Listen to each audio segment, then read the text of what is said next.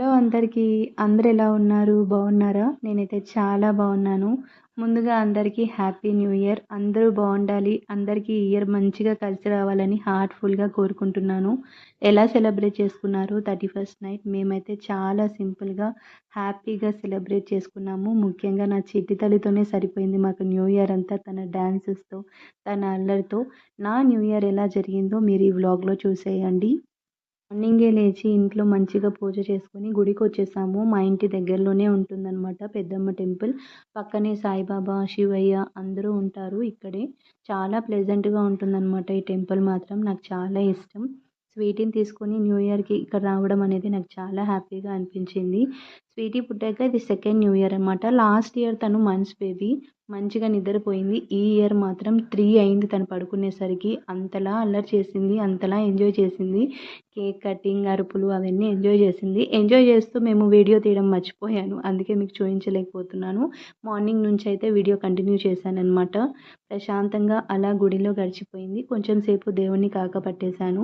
Maximum దేవుడు అడగకుండానే అన్నీ ఇచ్చేసాడు నాకు. ఏదైనా అడిగితే ఇవ్వలేదు అంటే అది నాది కాదు అని నేనెప్పుడూ ఫిక్స్ అవుతాను. వాటి మీద ఆశ కూడా పెట్టుకోననమాట. ఇంక అయిపోయాక ఇంటికొచ్చిన తర్వాత స్వీటీ నిద్రపోయింది. మేమింకా వేరే వర్క్ చేసుకుంటున్నాము. ఎవ్రీ ఇయర్ మా నాన్న నాకు జాన్ ఫస్ట్‌కి ఏదో ఒక గిఫ్ట్ ఇవ్వడం ఆయనకి అలవాటనమాట. దగ్గర లేకపోతే అట్‌లీస్ట్ మనీ అన్నా వేస్తారు ఏదైనా తీసుకోమని చెప్పి. పెళ్ళై 3 ఇయర్స్ అయ్యి ఒక పాప పుట్టినా కూడా మా నాన్నకి ఇంకా నేను చిన్న పిల్లనే అనమాట. నాకు పట్టీలు తీసుకొనొచ్చారు. చాలా సంతోషం అనిపించింది. ఇలాంటి చిన్న చిన్నవే కదా మనకెంతో సంతోషంగా ఉంటుంది. నాకన్నా ముందు మా నాన్న మొహంలోనే సంతోషం ఎక్కువగా కనిపిస్తుంది నాకు. చాలా సంతోషంగా ఉంది. నేను ఎన్నో సార్లు చెప్పాను. మళ్ళీ చెప్తున్నాను. ఆడపిల్లని ఎంతలా ప్రేమించొచ్చు. పెళ్ళైనా, పెళ్లి తర్వాత అయినా సరే మా నాన్నకి ఆ ప్రేమ అలాగే ఉండిపోయింది. ఆయనని చూసాకే ఒక ఆడపిల్లని ఇంతలా ప్రేమించాలని నేర్చుకోవాలి. అది మాత్రం నిజం.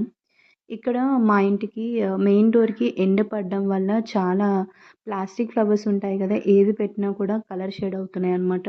సో, నేను బయటికి వెళ్ళి కొన్ని ఐటెమ్స్ తీసుకుందాం హోమ్ ఫర్నిచర్ కోసం అని చెప్పి వెళ్ళాము. అందరం కలిసి వెళ్ళాము. మా చిన్నక్క కూడా వచ్చింది రమ్మని చెప్తే, ఇంకా అందరం కలిసి బయలుదేరామన్నమాట. ఎక్కడికన్నా బయటికంటే ఇంకా హడావిడి అంతా నా స్వీటీదే ఉంటది కదా! అరుస్తూనే ఉంటది. అందరిని పిలుస్తూనే ఉంటుంది రమ్మని చెప్పి. జాన్ ఫస్ట్ కదా! రోడంతా ఖాళీగా ఉంటుందని నేను అస్సలు ఎక్స్‌పెక్ట్ చేయలేదు. రష్‌గానే ఉంటుందనుకున్నాను ట్రాఫిక్‌తో. కానీ ఖాళీగానే ఉంది. మేబీ అందరూ ఇంట్లో ప్రశాంతంగా రెస్ట్ తీసుకుంటున్నారేమో 31st నైట్ ఎంజాయ్ చేసి. ఇక్కడ ఫ్లవర్ సెక్షన్‌కొచ్చేసాము. ఎంత బాగున్నాయో తెలుసా? నాకైతే క్యూట్ అనిపించాయి అన్నీ మాత్రం. దండలు కానీ, హోమ్ డెకర్ మెయిన్ డోర్‌కి పెట్టాల్సినవి కానీ, లేదంటే మనం సెల్ఫ్‌లో పెట్టుకోవాల్సినవి చాలా బాగున్నాయన్నమాట.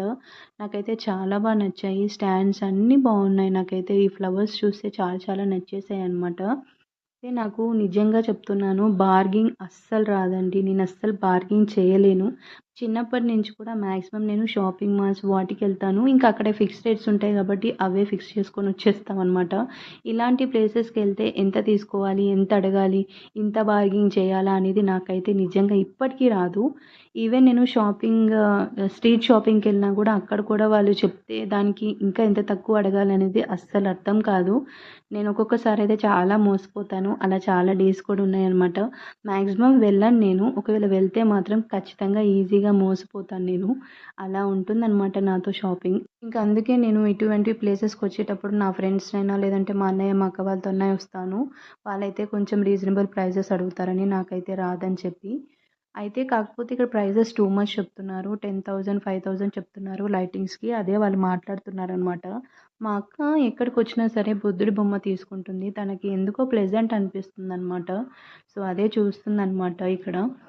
ఇంకా అది అయిపోయాక నాకు ఆల్మోస్ట్ 1 ½ ఇయర్ అవుతుంది నేను కేఎఫ్‌సీ చికెన్ తినేసి. ఆకలేసింది తిందామని అడిగితే ఇంకా మా అన్నయ్య మాల్‌కి తీసుకొనెళ్ళాడనమాట. జాన్ ఫస్ట్ కదా! చాలా బాగా డెకరేట్ చేశారండి. నాకైతే నచ్చిందనమాట. నా కూతురైతే మీరెవరో నాకు సంబంధం లేదన్నట్టు తిరుగుతా ఉంది చూడండి ఇక్కడ. డాల్స్ అంటే తనకి చాలా ఇష్టం కదా! ఇంక అక్కడ ఆగిపోయి చూస్తుందనమాట. అందరూ ప్యాంపర్ చేస్తున్నారు తను. ఆకలేస్తుందని చెప్పి మా అక్క ఏదో దోశ ఆర్డర్ చేసింది మెనూ కార్డ్ తీసుకొని. ఏదో ఒక తింగర పని చేయకుండా అయితే మా అక్క ఉండదు. అది ఎంత అని కూడా చూడలేదనమాట. ఒక పెద్ద ప్లేట్‌లో పెట్టేసి ఇచ్చాడు. నా లైఫ్‌లో ఫస్ట్ టైం ఇంత పెద్ద దోశ చూడడం అనమాట. నాకు ఫుల్ నవ్వొచ్చేసింది. మా అన్నయ్య ఒక రేంజ్‌లో చూసాడు, తిట్టాడు కూడా. ఏదో ఒక తింగర పని చేస్తూనే ఉంటావు అని. అది 70 దోశ అంట. ఇంకా మా అన్నయ్య అయితే అది తినే వరకి మా అక్కని పాపం అసలు వదిలిపెట్టలేదు. ఇంకా చూడలేక అందరం కొంచెం కొంచెం తినేసామనమాట. ఈ ఇయర్ అయినా ఈ తింగర పనులు చేయడం ఆపేసేయి అనేసి మా అన్నయ్య అంటున్నాడు. చాలా నవ్వుకున్నామనమాట. చాలా ఫన్నీ అనిపించింది. న్యూ ఇయర్ అయ్యేసరికి డెకోర్ మాత్రం చాలా చేశారు. నా కూతురైతే ఎక్కడైనా సరే బాగా ఎంజాయ్ చేస్తుంది. కనీసం ఆకలి కూడా వేయదు. తిండుండదు, ఆకలుండదు. ఏదైనా సరే నా బలవంతంగా పెట్టాలి, నా బలవంతంగానే నిద్రపుచ్చాలి. ఇంకా చూడాలి ఈ ఇయర్‌లో ఎన్ని మిరాకిల్స్ చూపిస్తుందో నా కూతురు నాకు. సో, అలా నా న్యూ ఇయర్ హ్యాపీగా స్టార్ట్ అయిపోయింది. హ్యాపీగా ఎంజాయ్ చేశాము.